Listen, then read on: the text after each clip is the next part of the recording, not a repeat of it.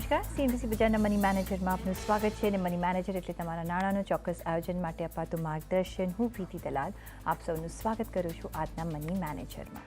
Money મેનેજરમાં આપણે health insurance અંગે સમયે વાત કરતા હોઈએ છીએ અને ફિનાન્શિયલ પ્લાનિંગમાં તેના મહત્ત્વની પણ ઘણી બધી વખત આપણે વાત કરી છે. ત્યારે તાજેતરમાં એક સર્વેમાં કહેવામાં આવ્યું છે કે હેલ્થ ઇન્સ્યોરન્સના પ્રીમિયમમાં ઘણો વધારો થઈ ગયો છે. પ્રીમિયમ ઘણા મોંઘા થઈ ગયા છે અને ક્લેમ સેટલમેન્ટ સંતોષજનક રીતે નથી થઈ રહ્યો. તો આવી અવસ્થામાં હેલ્થ ઇન્સ્યોરન્સ લઈ ઘણી મૂંઝવણો ઊભી થતી હોય છે ને તેને નિવારવા અંગે આજે ખાસ ચર્ચા કરીશું. અને પ્રોમો ફિનટેકના director and certified financial planner Nisha Sanghvi આપણી સાથે જોડાઈ ગયા છે. નિશા, ઘણું સ્વાગત છે. આપણે વારંવાર આપણે કહેતા હોય છે કે હેલ્થ ઇન્સ્યોરન્સ લેવો જોઈએ અને જે રીતના આપણે પેન્ડેમિક થ્રુ પસાર થયા છે અને પેન્ડેમિક પહેલાં કે પછી જરૂર તો હોતી જ હોય છે હેલ્થ ઇન્સ્યોરન્સની, પણ જે અત્યારના ભારે ભરખમ વધારો આપણે જોયો છે, જે સર્વે આવ્યું છે એમાં લોકલ જે સર્કલ સર્વે છે કે 52% પર્સનલ હેલ્થ ઇન્સ્યોરન્સ પોલિસી ઓનર્સમાં સર્વે થયો છે અને પ્રીમિયમ 25% વધી ગયું છે લાસ્ટ 1 યરમાં, which is a big amount. અને જે લોકો લેતા હશે પણ હવે વિચારતા હશે કે આટલું બધું પ્રીમિયમ પે કરીને હું લઉં કે નહીં, શું કરવું જોઈએ, મોંઘું પડતું હોય છે. કઈ રીતના તમે જોઈ રહ્યા છો આ આસ્પેક્ટને? થેન્ક યુ પ્રીતિબેન, always a pleasure coming on your show. Health ઇન્સ્યોરન્સની આપણે જ્યારે વાત કરીએ છીએ which is an important integral part of your financial planning journey, તો હેલ્થ ઇન્સ્યોરન્સમાં આપણે premium basis is every insurance company will define their premium. આ જનરલી અંડરરાઇટિંગનું એક સ્ટાન્ડર્ડ કન્ડિશન્સ હોય છે, એના બેસિસ પર પ્રીમિયમ આઈડેન્ટિફાય થાય છે. જેટલા ફીચર્સ વધારે એટલું પ્રીમિયમ વધારે, જનરલી એવું હોય છે. તો વિથ ટાઈમ અગર આપણે જોઈએ છે તો આપણને ફેન્સી હોસ્પિટલ્સ, આપણને મોડર્ન ટ્રીટમેન્ટ્સ, તો એ બધાની ફેસિલિટીઝ અવેલ કરવાની ગમે છે. તો એ હિસાબે પ્રીમિયમ પણ શૂટઅપ થશે. સારું છે કે નહીં, it has to be included as part of your expenses, તો એ હર્ટ નહીં થાય. પણ યસ, પ્રીમિયમ ઇન્ક્રીઝ થવાના મલ્ટિપલ રીઝન્સ હોય છે. તો એ reasons will always differ person to person કે તમે કયા એજ બેન્ડમાં છો. તો generically yes, premiums have gone up, but it will always differ case to case basis. Absolutely. પણ જે અત્યારનો જે સર્વે આપણને કહી રહ્યો છે કે અહીંયા ઘણા બધા 21% of health insurance policy owners કહે છે કે એમની 50%નો વધારો થઈ ગયો છે. 50% પ્રીમિયમ કે મોર, એમાં 31% લોકોનું હેલ્થ ઇન્સ્યોરન્સ હોલ્ડર્સનું કહેવું છે કે 25થી 50%નો એમને પણ એક વધારો આવ્યો છે. અને સાથે 43% લોકો એમ કહે છે કે એમને જે ક્લેમ સેટલમેન્ટ હોય જે હોય એમાં ઘણી બધી ડિફિકલ્ટી પડી રહી છે. એક બાજુ પ્રીમિયમ્સ વધી રહ્યા છે, એક બાજુ ક્લેમ સેટલમેન્ટ માટે પ્રોબ્લેમ થઈ રહ્યો છે. તો પછી જે આપણે કહેતા આવે છે કે ઇન્સ્યોરન્સ લો, બાય કરો, ઇફ દે કાન્ટ અફોર્ડ, અને અફોર્ડ કરે તો if they can't get claim, તો what's the meaning of it? અને આ જે સિનારીઓમાં બ્રેકેટમાં તમે કહ્યું કે મોડર્નાઇઝેશન થઈ રહ્યું છે અને વધશે, ફાઇન, પણ એવી તમને ફેસિલિટી મળે છે એના પછી, અને આ ફેસિલિટી લેવા માટે એક વર્ગ હોય છે. જે નીચલા વર્ગનું શું થશે, એ મારો ક્વેશ્ચન છે. ડન. સો પ્રીતિબેન, જો આપણે પહેલાં પોઈન્ટ જ ડિસ્કસ કરીએ કે પ્રીમિયમ કેમ વધી જાય છે. તો પ્રીમિયમ પહેલાં વધશે because of change in age band. So અગર તમે 45થી 46ના થઈ ગયા તો પ્રીમિયમ ડ્રાસ્ટિકલી વધે છે. તમે 50થી 51ના થઈ ગયા તો બી પ્રીમિયમ ડ્રાસ્ટિકલી વધે છે. અને 60થી 61ના થઈ ગયા because you are entering stages where તમારી પ્રોબેબિલિટી ઓફ ક્લેમ બહુ હાઈ છે. એટલે ઈ બેન્ડમાં પ્રીમિયમ ખાસું વધ્યું છે. દેર આર ઇન્સ્યોરન્સ કે એક વર્ષમાં એ લોકોએ 3 વાર પ્રીમિયમ વધાર્યું છે. તો 3 વાર વધ્યું અને તમારું એજ બેન્ડ પણ ચેન્જ થયું. તો આઈ અગ્રી ટુ ધ સર્વે કે એમાં 50% વધારો પ્રીમિયમનો થયો જ હશે. નાઉ કમિંગ ટુ કે તમારો ઇન્ટિગ્રલ ક્વેશ્ચન કે how does a common man live about it, કે એ શું કરી શકે. સો પ્રીતિબેન, આમાં મલ્ટિપલ ઓપ્શન્સ આપણે સિલેક્ટ કરી શકીએ છીએ કે દેર ઇઝ સમથિંગ કોલ્ડ ડિડક્ટેબલ, કે તમે ડિડક્ટેબલ ઓપ્શન ચૂઝ કરો કે 25,000નું તમે ડિડક્ટેબલ ચૂઝ કરો છો તો પ્રીમિયમ 10થી 12% ઘટી જાય છે. So what does deductible mean? કે એક અમાઉન્ટ ડિફાઇન થઈ ગઈ, 25,000 રૂપિયા કે 50,000 રૂપિયા, કે તમે એ સાઈડમાં કાઢીને રાખશો જ. તો જ્યારે પણ એ ઇન્સ્યોરન્સનો ક્લેમ આવશે તો પહેલાં 25,000 તમારે તમારા પોકેટથી આપવા પડશે. સેકન્ડ ઓલ્ટરનેટિવ આપણે કહીએ કે આપણે કોપે લઈએ કે 10 to 20%નો કોપે તમે ચૂઝ કરી શકો છો પ્રોડક્ટ ટુ પ્રોડક્ટ. તો અગર તમે કોપે ચૂઝ કરી શકો છો એનો મતલબ શું કે 10 કે 20% તમે ચૂઝ કરો કે સપોઝ અગર ક્લેમ આવ્યો તો ક્લેમ આવ્યો એનો સે 100 રૂપીઝનો ક્લેમ આવ્યો અને તમે ચૂઝ કર્યું છે કોપે એઝ 20%, તો 80% of the money will be paid by the insurance company, 20% you have to pay.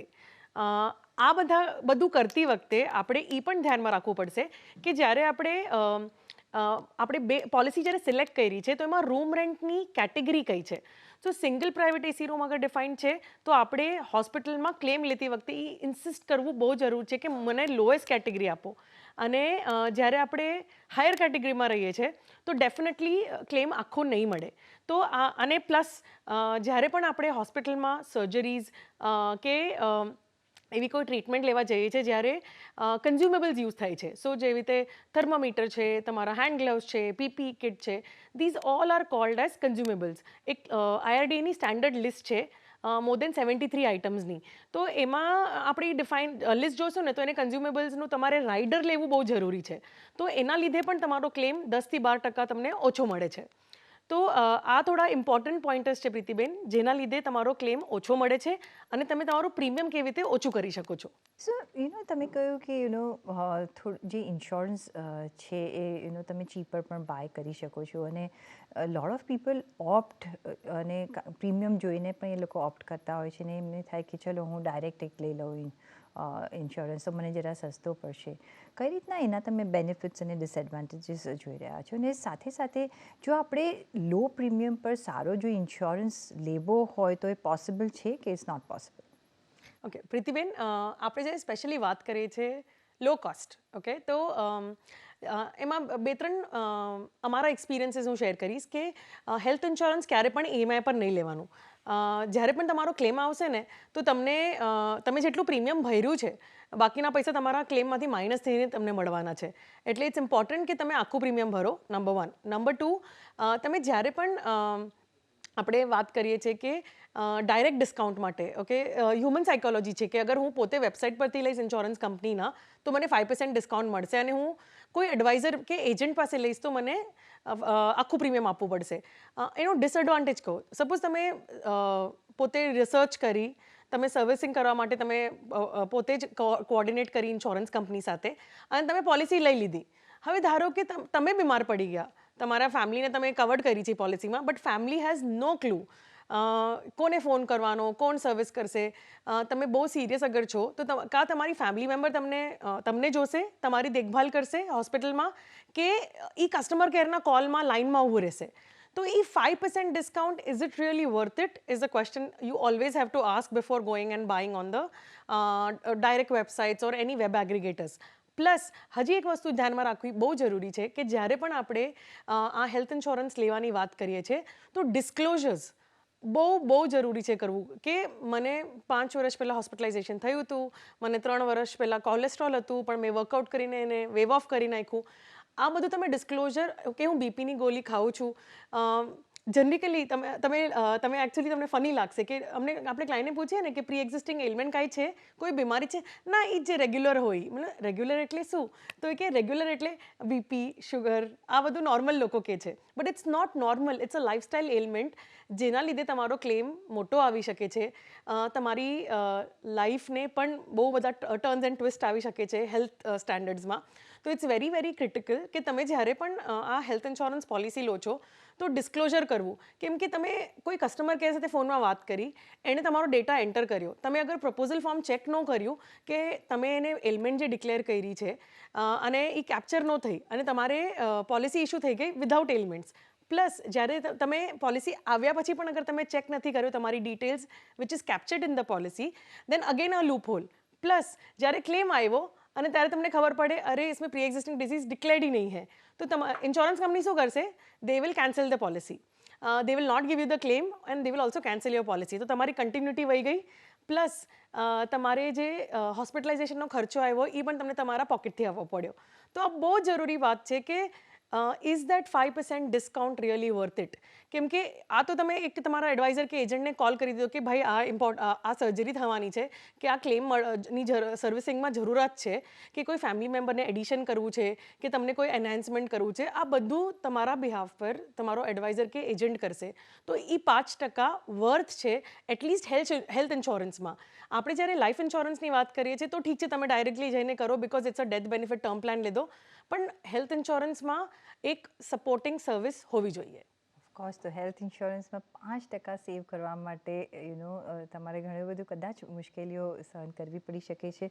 એટલે થ્રુ તમે એજન્ટ જશો તો તમને એક સારું પડશે, કારણ કે તમારું કામ થોડું ઇઝી થઈ જશે. પછી એમાં કેશલેસ પણ હોય છે અને ઘણા બધા પેરામીટર્સ હોય છે, અને તમારે લોંગ ક્યુઝમાં ઊભા રહેવું પડશે, એની વિચ વેઝ ઊભા રહેવું પડતું હોય છે, આપણે જોયું છે, કારણ કે ઘણી બધી વાર લાગી જતી હોય છે. પણ દેટ્સ બિસાઇડ્સ દેટ, પણ એટલીસ્ટ એક એનામાં આ બધા જે ફેક્ટર્સ છે એના માટે હેલ્થ ઇન્સ્યોરન્સ તમે નહીં લો એવું તો આઈ થિંક નહીં ચાલે, તમારે લેવો જ પડશે.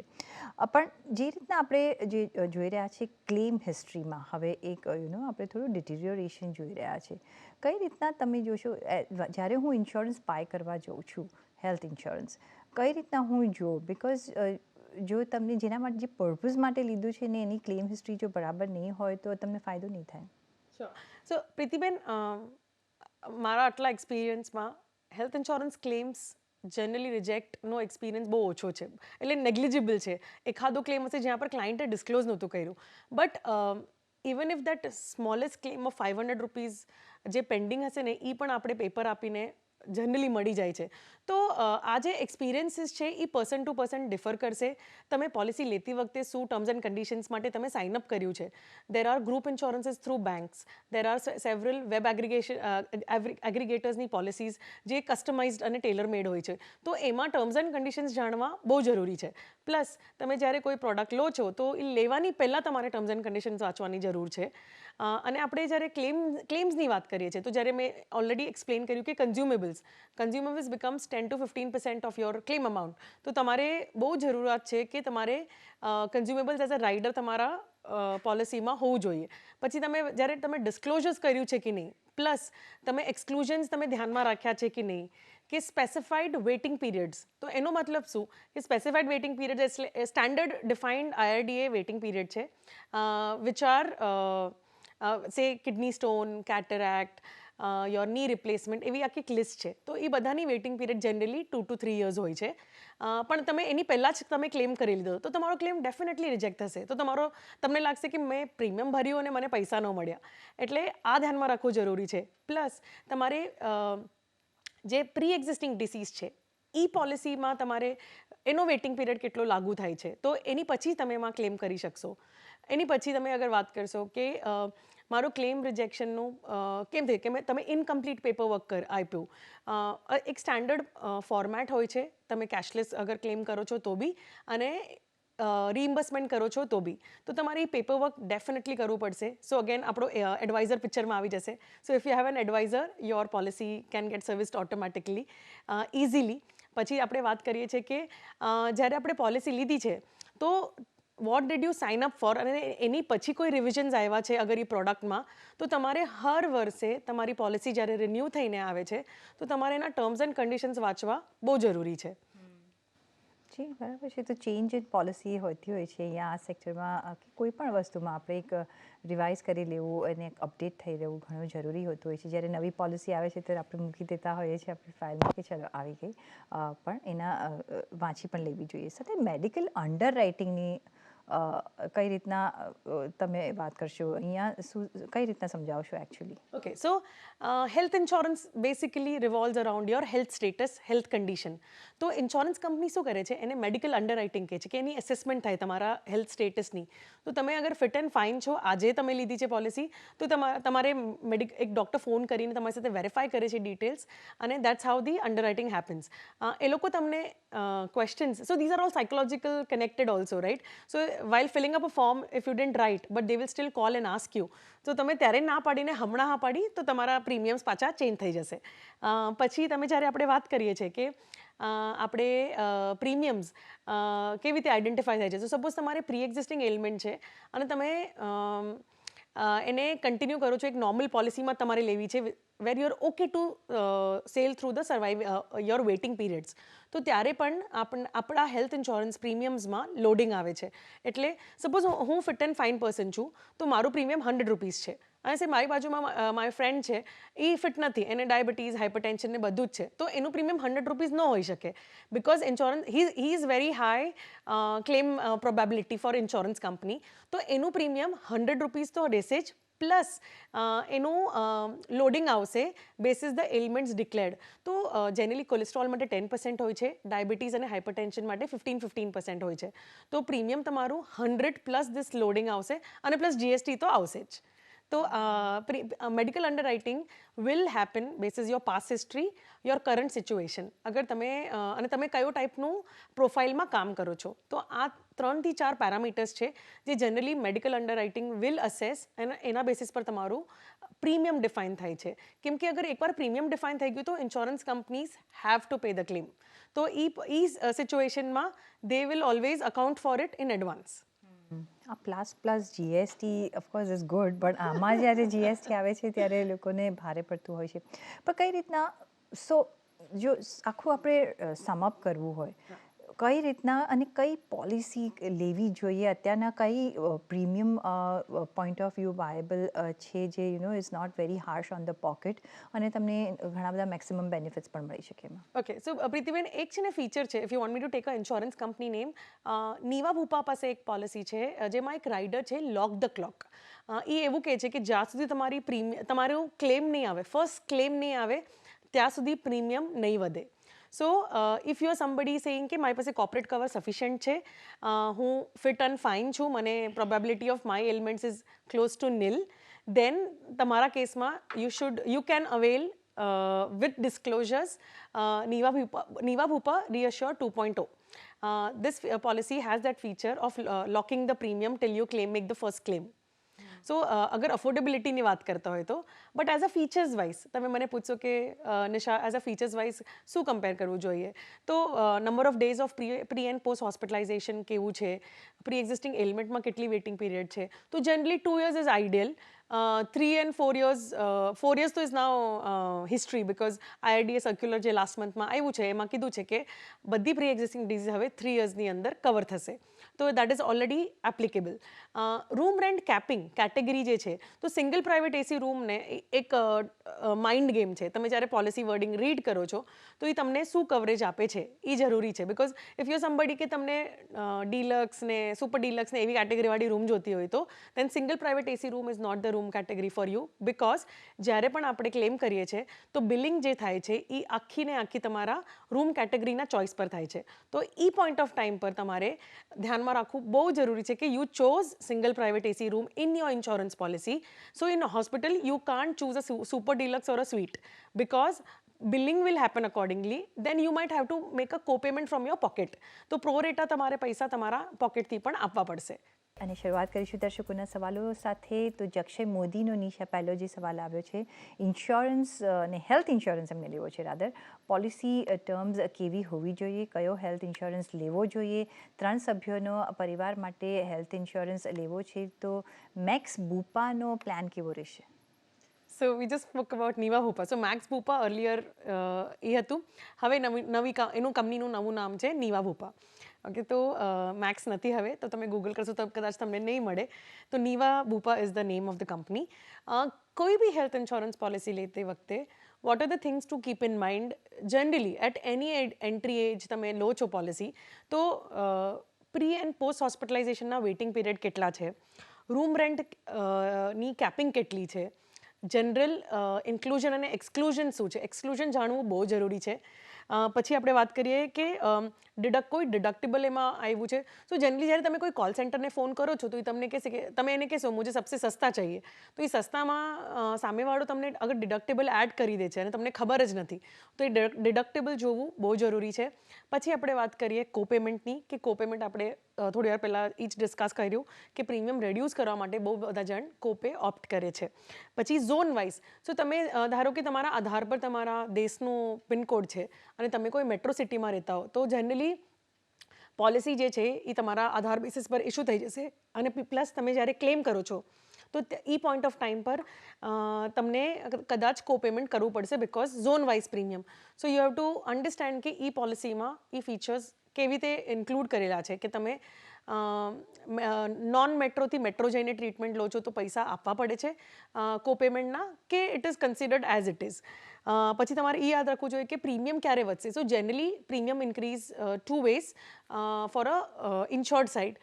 કેવી રીતે કે અગર તમારી એજ બેન્ડ ચેન્જ થઈ ત્યારે એજ બેન્ડ વાઇઝ પ્રીમિયમ હોય છે 5 વર્ષમાં એક વખત કા હર વર્ષે, તો તમારે એ પણ જાણવું જરૂરી છે બિકોઝ નેક્સ્ટ યર જ્યારે રિન્યુઅલમાં અગર પ્રીમિયમ ઇન્ક્રીઝ થઈ ગયું by 2 to 3% and if you can't afford it you rather save it from today. પછી ક્લેમ સેટલમેન્ટ ઇન હાઉસ છે કે આઉટસોર્સ કરેલું છે કોઈ ટીપીને, તો આ બધી વસ્તુઓ આફ્ટર બાઇંગ ધ પોલિસી ન જાણવી જોઈએ, લેવાની પહેલાં આપણે જાણવી બહુ જરૂરી છે. પ્લસ તમે હજી પણ અગર તમે ડિટેલિંગમાં જવા માગશો તો તમારી અગર કોઈ પ્રી એક્ઝિસ્ટિંગ એલિમેન્ટ છે એના રિલેટેડ કોઈ તમને વેલનેસ શું મળે છે, તમને નો ક્લેમ બોનસ કેટલું મળે છે, તમને ડિસ્કાઉન્ટ મળશે કે તમને બોનસ અલગથી એડ કરીને મળશે. રિસ્ટોરેશન ફેસિલિટીઝ જે આજકાલ આપણે કહીએ છીએ કે lot of health insurance policies have restoration, તો એ રિસ્ટોરેશન સેમ એલિમેન્ટ માટે થશે કે નહીં થાય ક્વોલિફાય, કા અનલિમિટેડ ટાઈમ તમે વર્ષમાં ક્લેમ કરી શકો છો કે નહીં, એ પણ જાણવું જરૂરી છે.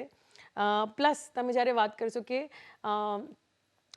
how early can you avail a medical test, like a wellness test in your policy, first year પછી કે first monthમાં લેયા પછી, lot of people come back and ask us કે અરે મેં લીધી હતી અને મને મેડિકલ નથી મળી રહ્યું, but then the policy wording say that કે તમને 1 વર્ષ પછી મળશે. તો આ બધા પછી then you have a heartache saying I pay the premium, I don't get the benefit.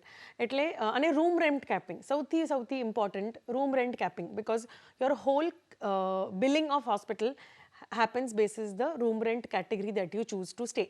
તો આ ઇમ્પોર્ટન્ટ ક્રાઇટેરિયાઝ છે. તમે જ્યારે આ હેલ્થ ઇન્સ્યોરન્સ ક્યારે ડિસાઇડ કરો છો કે તમારે લેવું છે તો આ પોઈન્ટર્સ જરૂરી છે. પ્લસ પ્લીઝ ડોન્ટ DIY, તમારે કોઈ એડવાઇઝર એજન્ટની થ્રુ લેવું જરૂરી છે. જી અક્ષય, તો તમે કોઈ એડવાઇઝર અને એજન્ટ થ્રુ લેજો. બાકી અમે મોટા પોઈન્ટ્સ તમને જણાવી દીધા છે કે કયા આસ્પેક્ટ્સ તમારે ધ્યાનમાં રાખવા જોઈએ. પણ ઓન દેટ નોટ રજા લેવાનો સમય થઈ ગયો છે. નિશા, ઘણો આભાર તમારો અમારી સાથે આજે જોડાવા બદલ. અને સાથે જ પર્સનલ ફાઇનાન્સના તમારા સવાલ અમને મોકલો, તમારું નામ, શહેર, ઉંમર સાથે ઈમેલ કરો અમને money@nw18.com પર, ફેસબુક પર લખો અમને facebook.com/CNBC બજાર પર, અને ટ્વીટ પણ કરી શકો છો twitter.com/CNBC બજાર પર.